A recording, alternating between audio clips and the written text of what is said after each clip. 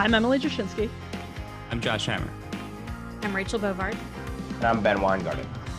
And this is NatCon Squad, where common good and common sense meet. NatCon Squad is produced by the Edmund Burke Foundation, the home for national conservatism. Subscribe now on iTunes, Stitcher, Spotify, YouTube, or wherever you get your podcasts.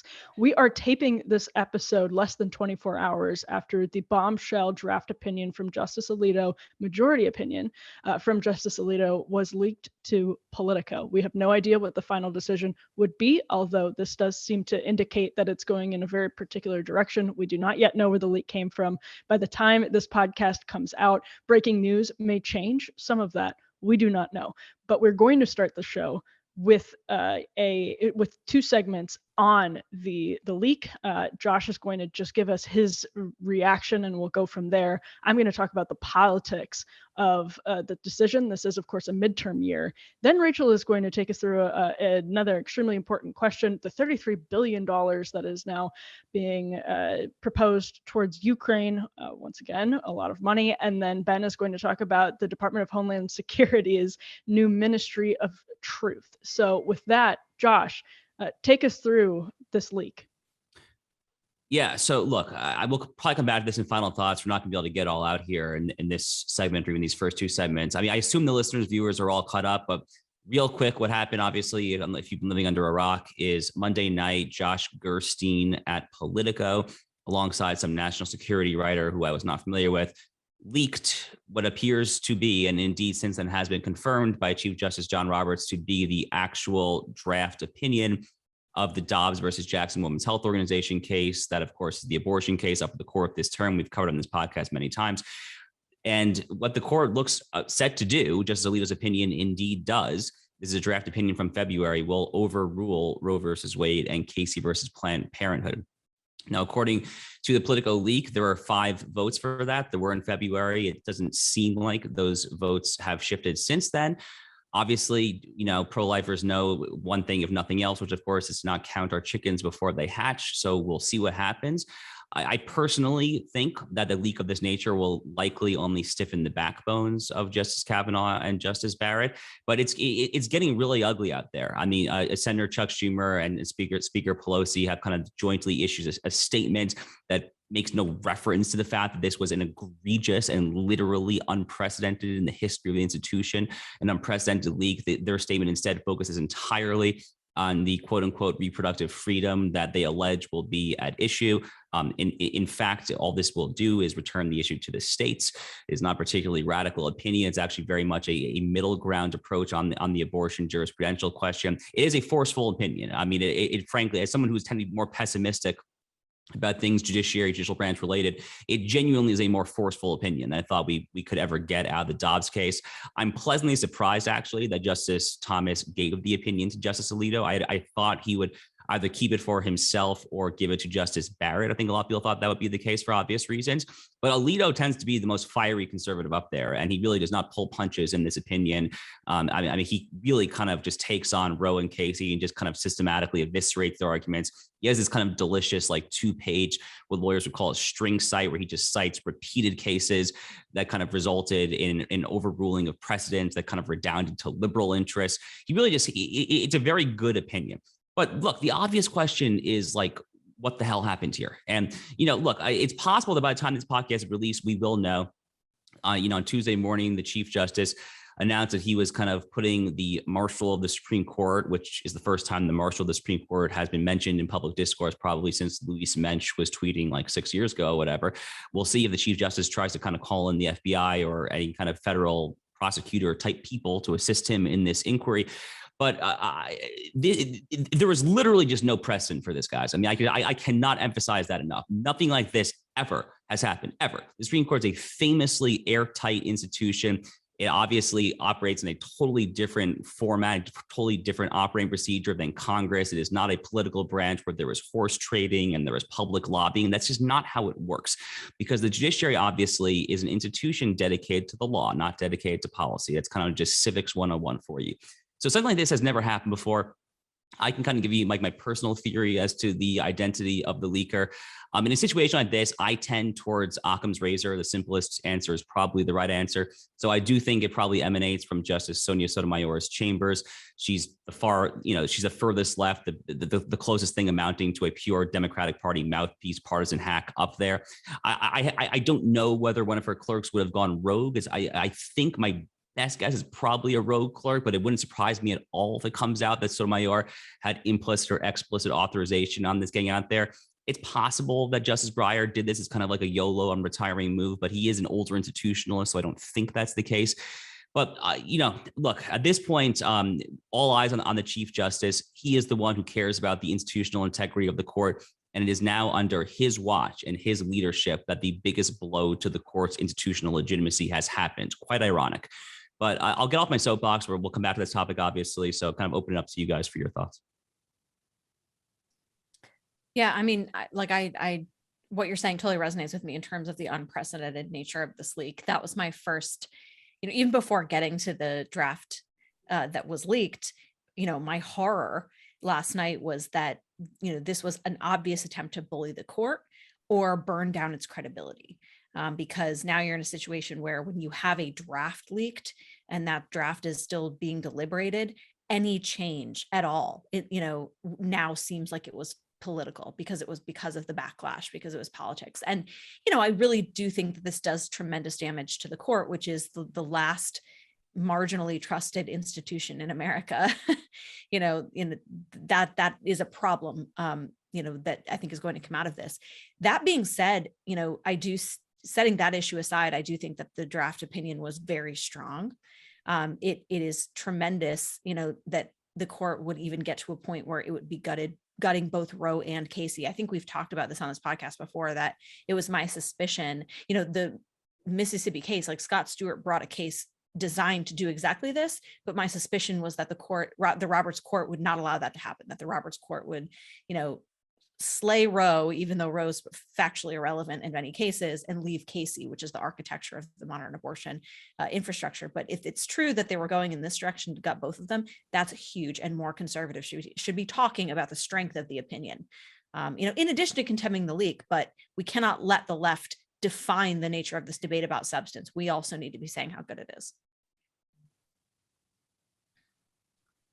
Well, my takeaway on this is that I have to believe that this leak came from the left. There's been a concerted campaign to go after the Thomases, including Ginny Thomas, I think as a proxy for Justice Clarence Thomas, really as a proxy for threatening and intimidating, or at least creating the appearance of a threat to anyone who would dare get out of line on the Supreme Court. So I think this is part of sort of a running operation. We see, of course, this coordinated or seemingly coordinated rhetoric and potentially policy implications coming now in terms of the Biden administration and congressional Democrats in the Senate as well, talking about the need to now codify Roe, sort of an inadvertent admission that this was not law in the first place, and that they should have gone about it the honest way by putting it in front of themselves as the people's representatives, if they really wanted to try to federalize this policy. But I view this as the death knell of even, again, the appearance of a Supreme Court that is impartial, apolitical, and above the fray. And Justice Roberts, in his defense of the so-called institution, has made, I think, nakedly political decisions in the past, trying to split the baby, trying to mollify the left in many cases. And I think that demonstrated politicization. But look, we've seen the devolution here. We had Borking, then the high-tech lynching 1.0, the Kavanaugh caper, the effort to try to potentially pack the court in discussions and threats by the left to blow up the filibuster. And then we had this second campaign against the Thomases, really part of a many decades long campaign. And so I view this as really the death knell for all to see. To the extent we find out this was the progressive left that was behind this, which by all indications it would be, I think this perfectly demonstrates again what time it is, that there is no tactic too low, no institution too hollowed. The political war is everywhere. And there needs to be a massive backlash against this. And one of the things that disturbs me, last point briefly, talking about the politicization aspect of this, is Justice Roberts talking about defending the institution and putting the marshal to investigate this. note that Justice Roberts did not call for an immediate issuance of the ruling. And some will say, well, were they to immediately issue the ruling, that would demonstrate a response to a political event that transpired. But on the other hand, to the extent the heat is turned up on all manner of conservatives around the country, including the Supreme Court justices, and there potentially is violence in the streets, and that's allowed to swell, how is Roberts going to say that he didn't help allow that groundswell to bubble up?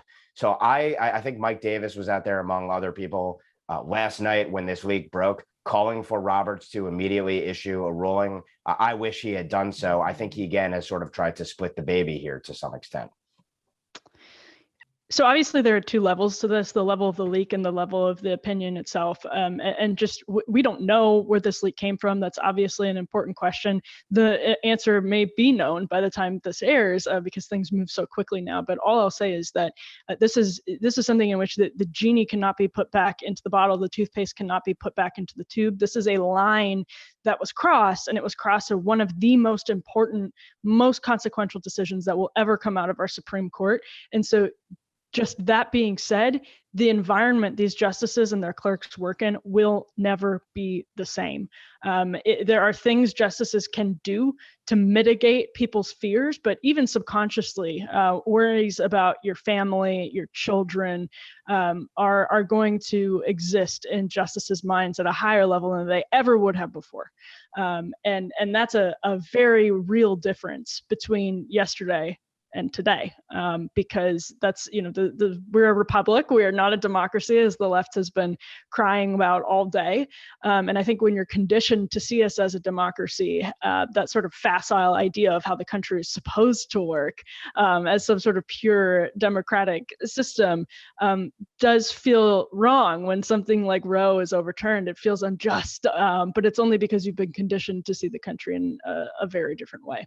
So that said, I'm going to start us off on the second topic now, which is similarly on this decision. It is a midterm year, and so I don't think any of us is confused about what's more important here, the lives of the unborn babies that would be protected should Justice Alito's opinion be the decisive one when it is rendered in late June or early July.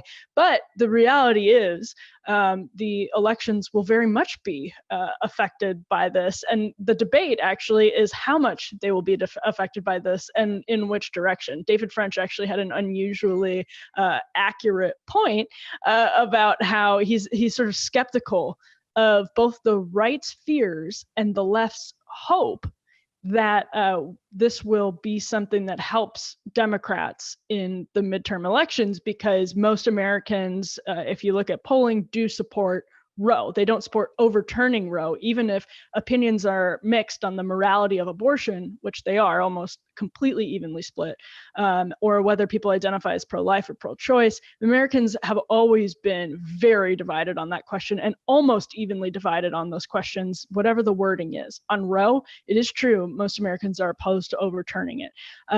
But that said, I was at the Supreme Court last night when the protest was growing and building. You can check out our live stream over at the Federalist. I almost accidentally just said live scream, but that would have also been correct because that is literally what we live streamed. There was a great moment. I shouldn't say a great moment. It was actually like a profoundly depressing moment where one girl, and these protests that materialize quickly in DC are always professional activists, the people who work at the nonprofits that are dotting the landscape of Capitol Hill. And one of the girls says, "If you feel like effing screaming, scream." And it was just the most pathetic shrill noise that came out of this 10 women. It was truly awful, but a live scream nonetheless. And so I do think already Raphael Warnock has been asked if he believes in any sort of limits or restrictions on abortion, and he just replied, "I support a woman's right to choose." These are not helpful answers to Democrats. And so whether somebody supports Roe is a very different question than whether they support abortion. And to the extent that Democrats are forced to talk about abortion in some of these key races, remember that those polls about whether people oppose Roe are national. And these races are actually on a map that's not great for Democrats. So if you're forced to talk about abortion as a Democrat and you are, feeling so comfortable because you're spending time in, the left-wing activist circles and watching the so-called mainstream media, you end up saying things like Raphael Warnock just said, and that is not good for you. So I'll throw this open to the group and just, take your guys' temperatures. What do you think? How do you think? Not the leak, because that could change really quickly, but let's say that that the Supreme Court is poised to overturn Roe, that happens in June, as it likely will. And that candidates are now, this isn't even hypothetical, going to be talking about abortion at every campaign stop probably until November in their primaries. How do you guys think this plays politically? So it was interesting. I've been on the phone today with a lot of different reporters about this question and just sort of the state of the issue more broadly. And I was asked most recently, well, don't you think the right's going to overstep here? And when I was on the phone, I was actually walking back from a meeting in the Senate right by the Supreme Court. And I said to him, I'm literally in front of the Supreme Court where people on the left are chanting that they should be able to abort their babies up to 9 months. Please tell me how you think the right is going to overstep on this question. And I think that that's the real, incredible thing to watch Democrats undertake, because it's not like, my sense from looking at the national polling on these things, is that even people who are supportive of a woman's right to choose an abortion aren't necessarily the ones who are happy about it. Right. A lot of them recognize it as a really somber, awful decision that someone has to make. But that's not what you see reflected from the modern Democratic Party. You see, remember, when Dobbs was argued, you had this horrible shout your abortion movement on the steps of the Supreme Court. You had people taking abortion pills. This is we've transitioned. This isn't the party of safe, legal, and rare anymore. This is the party of please, let's embrace, what I would consider child murder, as a holy good. So, I am curious how this plays out politically. I tend not to actually think it's as galvanizing as everyone in DC says it is right now. I think it's a base motivator, but I don't think it's a huge base motivator. I just think there are so many other issues that drive people to the polls, other than this particular issue. But I could be proven wrong on that. That's just my sense from watching it over the years. Yeah, I saw Karl Rove on Fox News earlier today, and Karl Rove's not necessarily a name that comes up all the time in a NatCon conversation, but he had one of his little white charts, right? And it was some recent kind of Gallup or Pew poll where they ranked the issues based on what the voters say are the issues that really galvanize them and get them to the polls. I think abortion was number 9. I mean, pretty far down the list, right? We have skyrocketing inflation right now. People are just trying to make ends meet. Okay. I mean, jobs are still, in a situation where we're not fully recovered from the beginning of the pandemic 2 years ago and so forth. Obviously, to the extent people care about foreign policy, I mean, Russia, Ukraine, Afghanistan, China, there's a lot of kind of bad stuff going around there as well. The border is porous and wide open. The end of Title 42, possibly. So there's a lot of other issues I think that are more front and center. But abortion polling, to Emily's point, I mean, historically, it's usually pretty close to the margin of error. This is not an issue where one side tends to just totally dominate. Very interestingly enough, actually, the gender gap on the abortion question is much smaller than the gender gap historically on other questions. So, for example, on the question of gun rights, on Second Amendment rights, there's usually a fairly large, 15 to 20 point as high as that gender gap, where men tend to be much more defensive of gun rights. All sorts of historical, biological reasons. The man is the protector of the household, whatever, stuff like that, right? But the abortion question, there is a gender gap because there's obviously a gap in general where men are more Republican and women tend to be more Democratic. But the gender gap on the abortion question is narrower than the overall gender gap on the parties, if that possibly makes sense there. The other thing, though, that I think Republicans could potentially be helped this fall if this AOC style talking point to nuke the filibuster to rush through a statutory codification of Roe versus Wade, if we can actually, and we here, I'm softly saying, if Republicans can get people like Sinema, Warnock, and all these kind of swing state Democrats, if they can kind of get them on record as possibly supporting ending the legislative filibuster for the sake of statutorily codifying Roe versus Wade into law, that could potentially portend very well for Republicans. The only final thing I'll say, and then toss it over to Ben to close up this segment. The final thing is, I think, is a matter of just civic efficacy and the health of our institutions. This would just be such a healthy thing Because among many other things, what it would do is it would force people to pay more attention to the state and to the local, which is just a fundamentally healthy way to go about your political lives in general. When everything is so dependent on the cable news talking heads in Washington, D.C., that's not a healthy way for a republic to go on. That's not who we are. We are 50 states with a separate sphere of sovereignty from the federal government. So to the extent that state elections, state legislatures are now becoming way more important as a result of this opinion, if it does hold, that's just a profoundly good thing for the health of our republic. So there's a rare white pill for you, I guess. Yeah, I totally agree. Democrats, of course, under Trump embraced federalism. Now they don't like federalism when they're in power to the federal government. But I think to your point, federalism is one of the things that could cool off an otherwise powder keg sort of national situation, at least if you look at how the blue checks are responding on Twitter today versus where the country is. And of course, the blue checks are not representative of a large cohort of this country.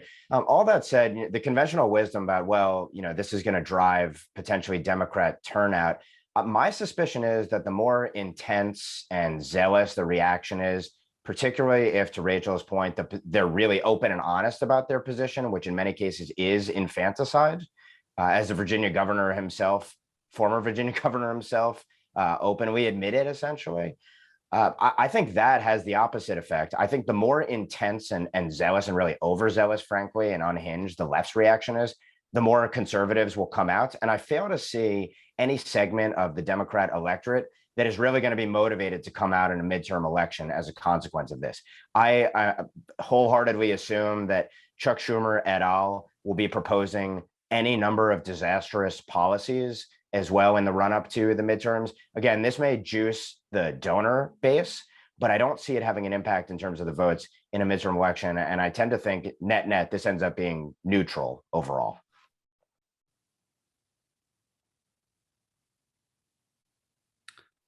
If there's nobody else, I think we are going to you, Ben.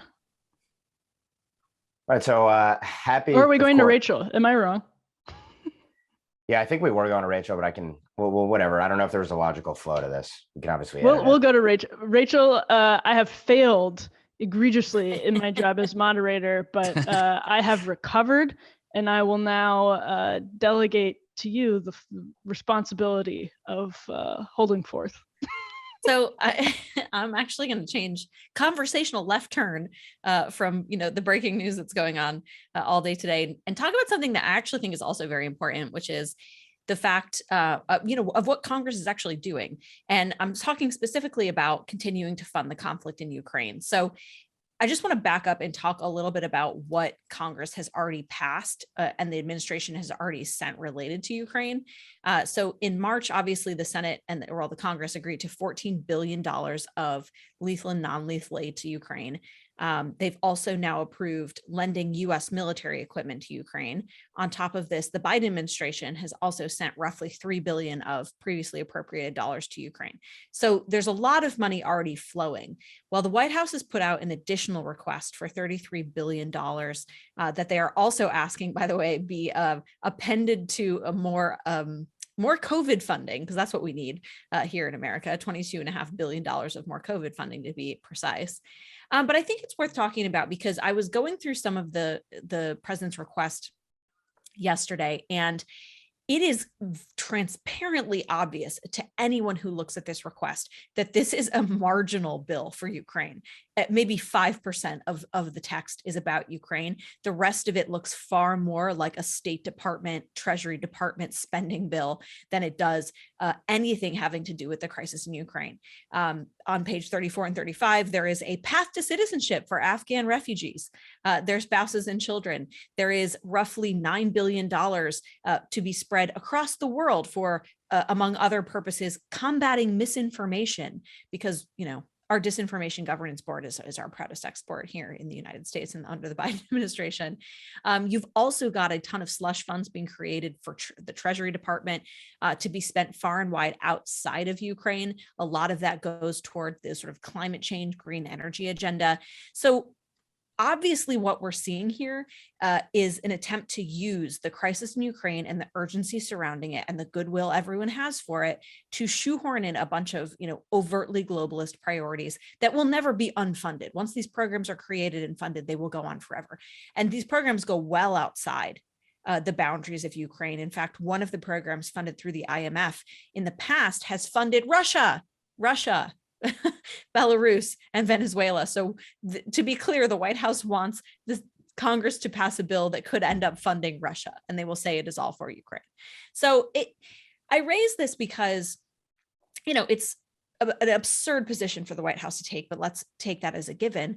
But there's been very little pushback, as far as I can tell, from Republicans on Capitol Hill saying, oh, this is not something that we should be doing. Instead, it's been, oh, we need to support Ukraine, so we are just going to look the other way and pass whatever. This is exactly what happened in March with the $14 billion. If you recall, the administration's first request was $6.5 billion. Over the course of a week, congressional actors, largely Republicans, almost over more than doubled it. So this is kind of the state of play that we're in. So I kind of throw it open. I don't know at what point do we start to say two things. One, we should actually be giving these bills the scrutiny they deserve and slow the process down. But two, when are we, the more we continue to send over there, because in addition to what's not for Ukraine, there's a lot in there for Ukraine that includes heavy weaponry, Stinger missiles, all this kind of stuff. At what point are we going to be viewed as funding a proxy war and face the consequences for doing so? I think that's also something that, is a legitimate line of inquiry here.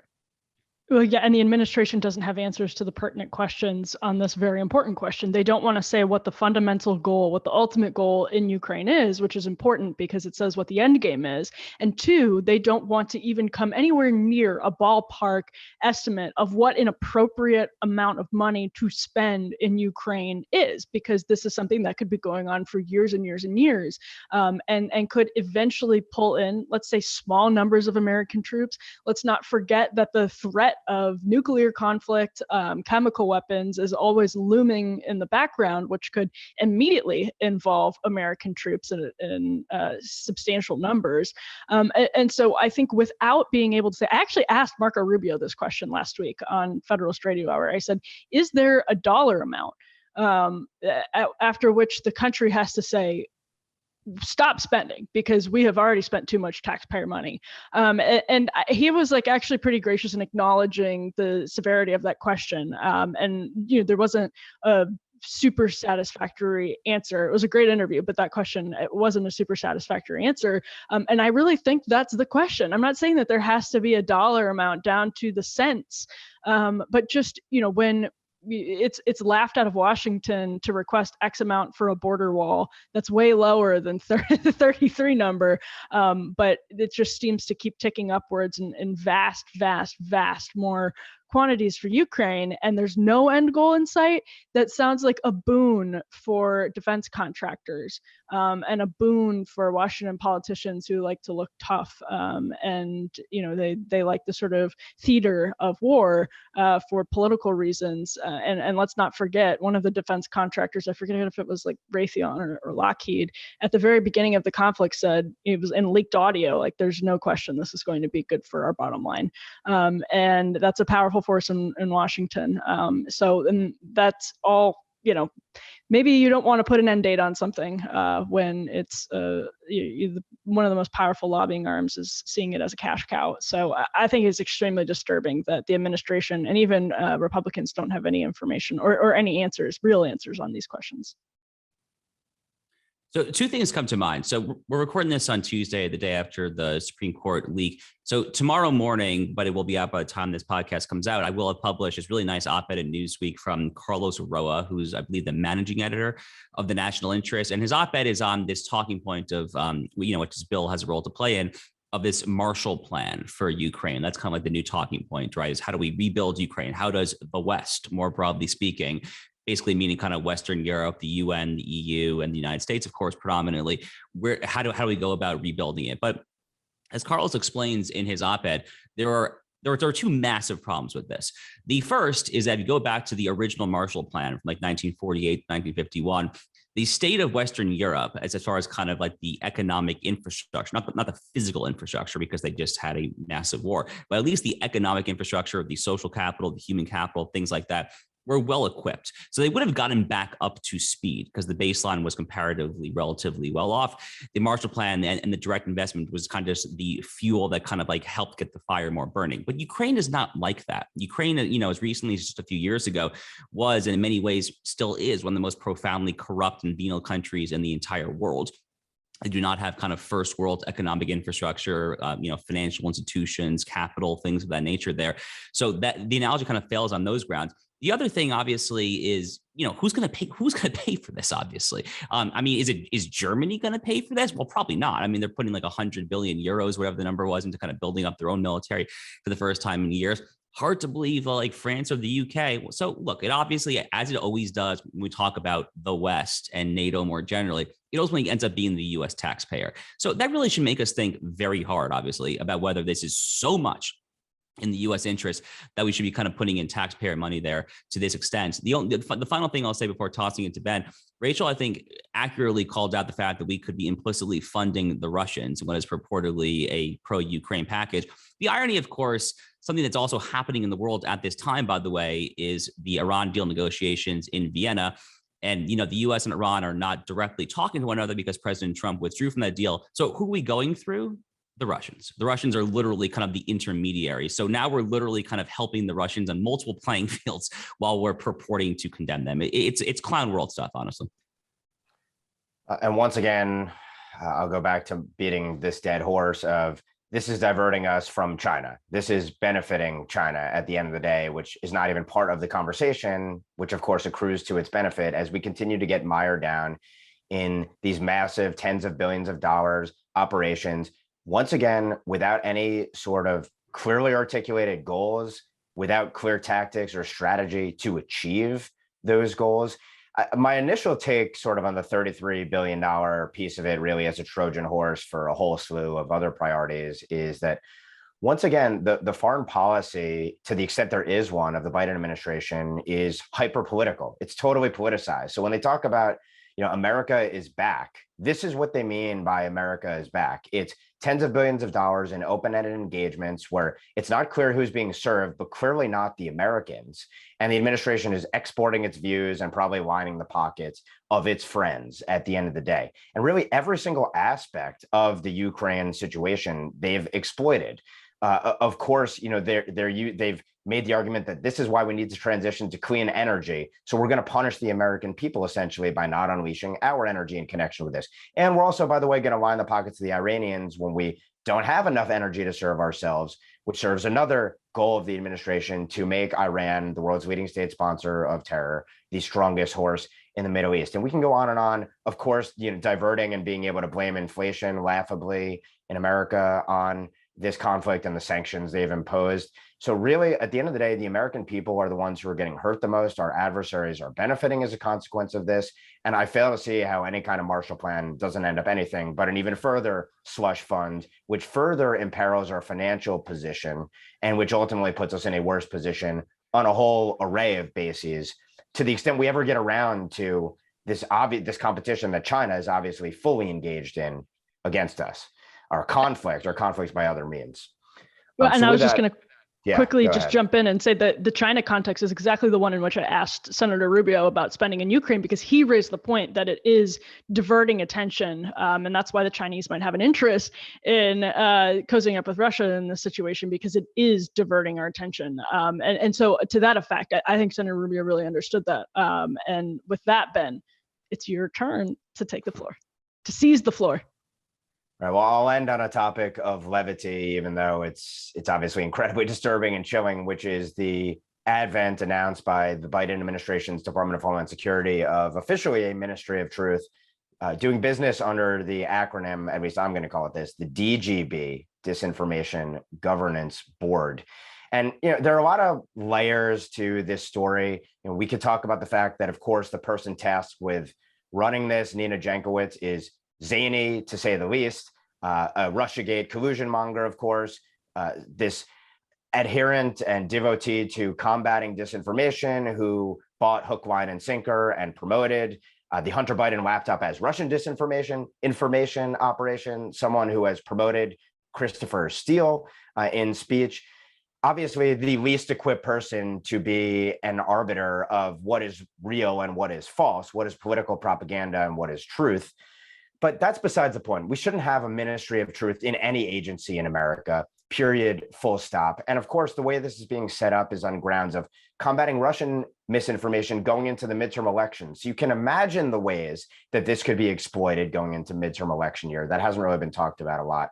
And then irregular migration, which the administration is claiming is about seeking to counter propaganda being put out by the cartels, propaganda like, the fact that the southern border is wide open, which has led to massive human trafficking into the US, and targeting specifically Latino communities, which at the same time, it just so happens are the ones that have been turning against the Biden administration in droves and a large percentage basis. But I think the broader context here is important, which is that, and I'm sure Rachel will speak to kind of what is the legislative remedy for this. And there have been some in Congress who have been talking about the fact that this needs to be defunded immediately.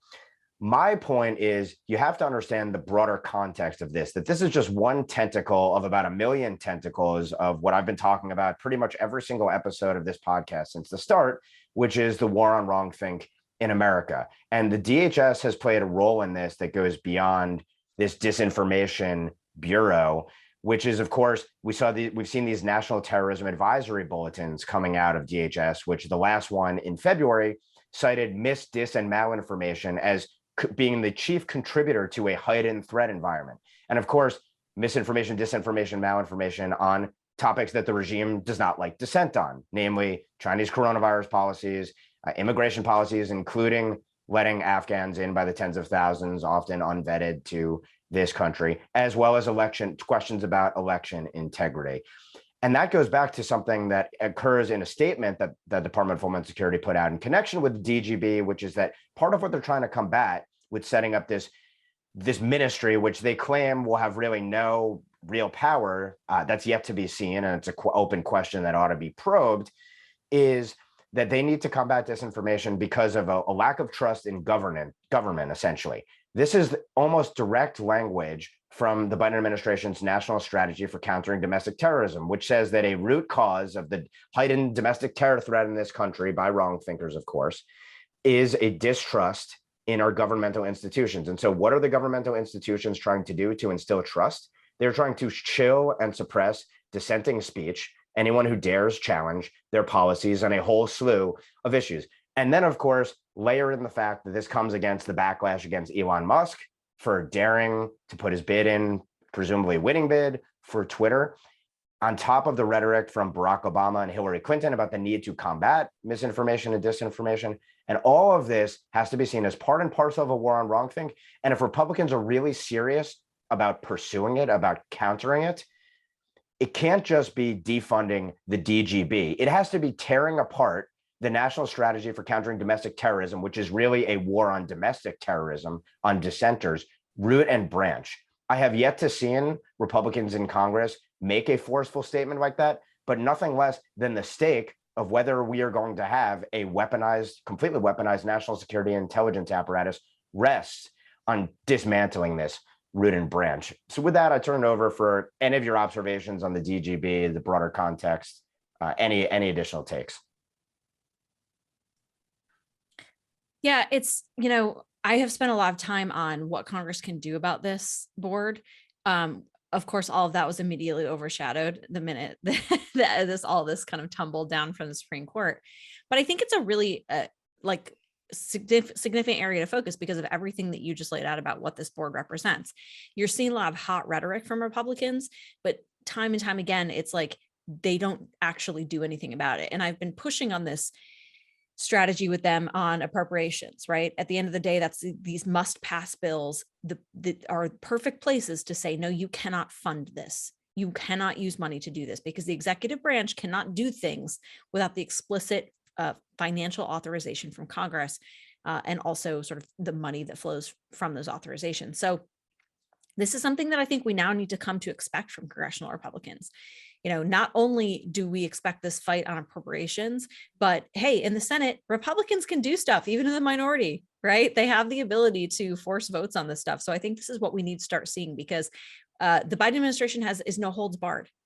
That's very clear. I think it's terrifying, by the way, that they chose to put this in the Department of Homeland Security, right? Like a police department, essentially. The term police or speech police is not metaphorical anymore. It's real. And this is something that should prompt an aggressive response from Capitol Hill. And I hope, I mean, I don't have a lot of hope they'll do it, but they have the tools. Yeah, I mean, look, this is one of those like through the looking glass moments, right? I mean, conservatives, Republicans, the four of us probably, we tend to overuse the term Orwellian. This is literally out of George Orwell. I mean, the Ministry of Truth is literally right out of 1984, the novel. It's hard to believe we're here, honestly. I kind of want to know what was happening for the months before this became public, right? I mean, it seemed like that the wheels started turning on this months ago. At a bare minimum, if conservatives or Republicans take over the House and Senate this fall, they should immediately kind of use the subpoena power to try and get to the bottom of that. But, also as far as like a crass political matter, whether you will introduce legislation on day one to defund the crap out of this and ideally put in prophylactic legislation to forestall the possibility of something like this ever happening again, whether you do that on day one, if you're a congressman or a senator, should be something, that should be like a litmus test of sorts for the remaining primaries that are still happening this fall. We got to fight this with everything we have. I mean, look, the obvious problem, as Ben said, is that what they call disinformation is just being vaguely right of center. Okay, we're all Nazis, we're all fascists in their eyes. And this obviously, look, I mean, when they called Donald Trump just a fascist pig, Hitler over and over and over again, it wasn't that long ago that they were calling John McCain, George W. Bush, and Mitt Romney the exact same stuff. Okay. The point is, if you have an R next to your name, then you are suspect of spreading misinformation. All this obviously kind of raises the big questions about big tech, which is a leitmotif of sorts on this podcast. We did a whole special recently on Elon Musk. And from my perspective, it only underscores the importance of holding Elon Musk accountable to his professed word as it pertains to what he intends to do when he finally takes over Twitter, hopefully. The claim that this has no operational authority is utter nonsense, because what's going to happen, so let me just say that. And secondly, Jen Psaki was not able to define what would constitute extremist content when she was asked about that. A hugely important point to make here. The White House is going to be combating disinformation and extremism without any clear definition of what constitutes that. This governance board is going to be doing that. And the White House cannot define how the administration is going to categorize those different questions. That is, again, hugely disturbing. It is a huge part of the equation. We know the Biden administration itself has a very flawed definition of both of those things. And so not having an answer ready to that question and not wanting to answer that question is extremely disturbing. And secondly, what's going to happen is whether or not this board has any operational authority is really beside the point, because they're just going to put the imprimatur of the government on whatever their research is. Whatever they decide to define as disinformation or extremism will now be able to be trotted out by the Biden administration, by candidates running for office, as an official determination by the Department of Homeland Security's Disinformation Governance Board. I mean, come on, like it's how this works. And they're also probably not going to be public about all of that. It's going to be funneled into different parts of the government. And again, with the imprimatur internally of the Disinformation Governance Board. So, is this like actually literally Orwellian in the sort of sense that it does have the operational authority? It doesn't. But that's a distinction almost without a difference, because their intention and what they do repeatedly is use labels like that to then seize their operational authority. And so with that, I'll ask Ben if you have any thoughts before we close out this topic. Yeah, let me put a capper on this, and I haven't written this up, but it's something that I've been flagging for a while and likely will touch on shortly. Last June, before the administration put out that national strategy for countering domestic terrorism, they put out both an unclassified report on the domestic terror threat, which of course put anti-government extremists, so-called, out there. And it had language similar to language in a newsletter DHS put out about domestic threats. And I want to read a footnote from one of these newsletters to tell you what the DHS thinks about free speech in this country. This is a footnote from a DHS document. Generating, accessing, and this is in context of the domestic terror threat, generating, accessing, discussing, or otherwise interacting with conspiracy-related content without engaging in violence or other criminal activity may be protected under the First Amendment. May be protected under the First Amendment. Not is protected under the First Amendment. Maybe. That's the DHS under which this DGB is operating. And that's all you need to know about how perilous the shape is of liberty in this country today. With that, I'll turn it over to the group for final thoughts. Who wants to kick us off? So, I mean, I'll just start by going back to the topic of the day of the week, which is this just outrageous leak. So just before we got started, I, for the first time, saw what appears to have originated on Instagram, where someone with malicious intent is spreading the list of the 5 conservative lean justices and their clerks. I mean, I don't have words for that, for like the level of evil that is in that decision to like dox clerks of that nature and clearly trying to wish them harm. So, you know, just please like pray, honestly, for like the security of the conservative leaning Supreme Court clerks, obviously of the justices themselves. I mean, may they have like the spine, the steel to kind of see this thing through despite this just unprecedented assault on the court's integrity, this unprecedented attempt at a grotesque influence operation. It's really, really, really, really ugly stuff. And to Ben's point that he said earlier as well, it just underscores the imperative to understand what time it is. It underscores, I think, the ridiculousness of like the true ardent classical liberal extremists on our own side who will just kind of defend kind of like, you know, a neutral playing field and Lockean liberalism like to the nth degree. Look at what they are doing, guys. I mean, it's crazy that you even need this latest example, by the way. Obviously, what happened to Clarence Thomas's confirmation hearing, what happened to Brett Kavanaugh, there's just so many data points now. But when abortion, honestly, is the issue, it's all on the table. Amul Thapar, the Sixth Circuit judge, had an opinion from, it was either late last September, early October, where he famously said that the Supreme Court kind of has 2 sets of rules. There were the rules for all other cases, then there were the rules for abortion. And you've yet again seen an incredibly, incredibly dire example of that, obviously, with this unprecedented campaign. So just most important right now, pray for the safety and well-being, I think, of the justices and the clerks. Well, and I'll just jump in and say, by the way, I beat Rachel to the punch. I would like that to be noted. I saw her unmute, but it feels like a game show. I'll jump in and say to this point again, how important it is that we can never change the environment that Supreme Court justices and clerks are operating in anymore. That is something that fundamentally changed from yesterday to today when we're taping this.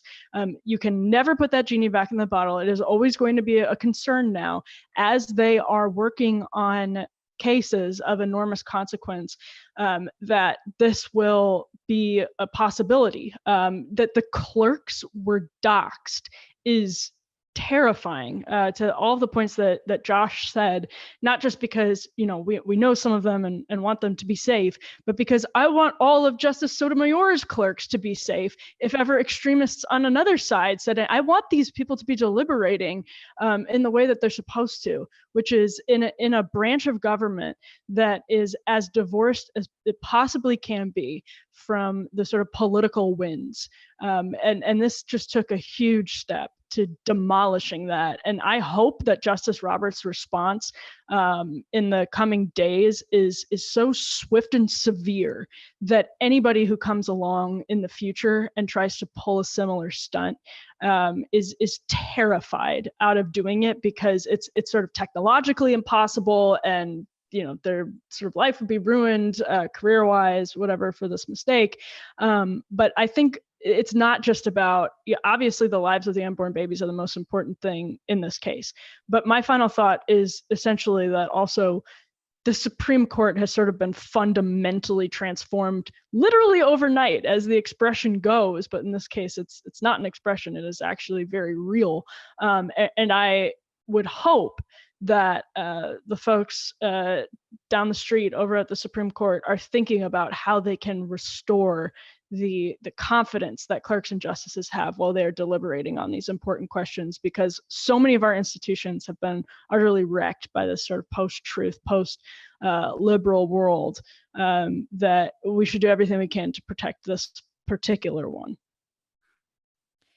Yeah, I was just gonna, I mean, I agree with everything that's been said here, and I think Emily's point is one to emphasize in the sense that what the left will do to maintain access to abortion, it is just I mean, it is the line that defines their politics. If you look at what happened to Justice Thomas, what happened to Justice Kavanaugh, what happened with this leak, like everything is about access to the ability to terminate a child's life in the womb. And that is just a sick place to be as a society, but that's where we are.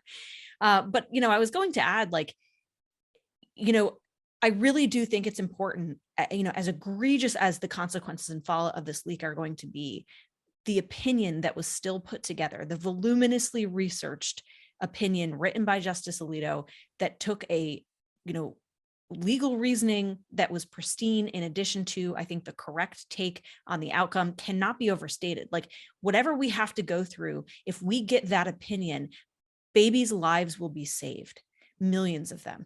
And that is just tremendous. And I don't want us to lose sight of that. And I don't want the right to lose sight of that when we talk about, how bad the process has been in this. If we get, and I hope we get that opinion verbatim personally, because it is just, the fact that we are here to see this today, I think, is just monumental and remarkable. That really should have been the end of this episode, because I'm going to go negative. But I will say that the negative I'm about to explain is in part just shows you sort of the, I want to say the just utter ridiculousness of the other side doesn't even really do it justice. The vile nature of what we're seeing, the evil nature, frankly, it's probably the most accurate way to describe it. My take on this is, in addition to how unprecedented this is, and the assault on the institution of the Supreme Court that we see here, one of a number of them in recent decades, my kind of major takeaway is that this is about mob rule over any semblance of a rule of law in America. And that's probably maybe the most disturbing thing to me about it. This is clearly, in my view, and we'll see if it's proven out based upon who the leaker is, and then we can back into it. But the way that I see it, this was about naked intimidation. This was about threats. And the fact that barricades went up at the Supreme Court within minutes of this thing leaking is just an utterly devastating commentary on our society, and one of the most depressing and demoralizing things about it. And of course, to the point that you've all made, because they want to block millions of babies from being born, and they want to terminate millions of babies. So that is sick and evil. But the mob rule aspect of this is depressing to me. And we've been operating in sort of a mob gets a veto over law and justice for a long time, for too long in this country. We saw it in the Chauvin case, where there was the threat to burn down the city and riots everywhere, to the extent the ruling went the wrong way, so-called. We saw it in 2020 before election night in Washington, D.C., and probably other cities as well, where they were boarding up shop windows. In America, you don't destroy things because your side loses in a political or legal case. Yet time and time again, we see it. And it's almost universally, of course, on the left. But the one thing they'll point to is January 6th. And the reason that it's so frustrating for some of us who take an unpopular position, which is that regardless of however wrong people may have acted on January 6th, they're entitled to the same rights as everyone else in this country, and they shouldn't be treated as sub-citizens in this country. Look at how January 6th is treated as equivalent to 9/11, and how silent the right is on those languishing in pretrial detention right now.